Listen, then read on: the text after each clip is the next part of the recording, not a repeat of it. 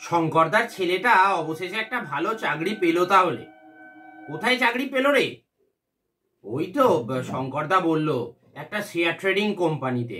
তা কত মাইনে দেবে রে ঠিক জানি না, তবে স্টার্টিং এ তো 14-15 দেবেই।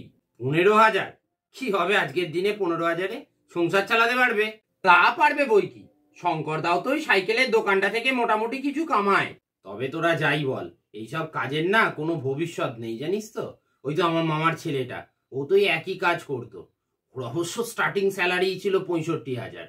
তবে যে আগের সপ্তাহে 45 বলেছিলি। এই রে, এদের 45 বলেছিলাম, খেয়ালই রাখতে পারিনি। 65টা তাহলে কাদের বলেছিলাম? কি রে, কি ভাবছিস?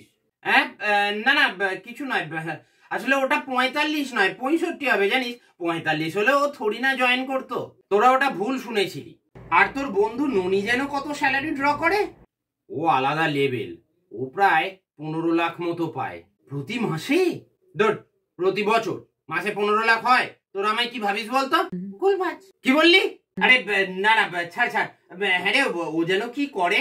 কে, ননি? ও তো ইস্ট জোনটা পুরো একা হাতে সামলায়। মানে সকালে সূর্যকে দম দিয়ে তোলে নাকি? দেখ ন্যাপলা, তোদের না পোষালে আমি চলে যাচ্ছি, কিন্তু ফাজলামি করবি না আমার সাথে, বলে দিলাম। আরে না না, এই ন্যাপলা তুই থামবি। হ্যাঁ রে, বলছি ননি কাজটা যেন কি করে?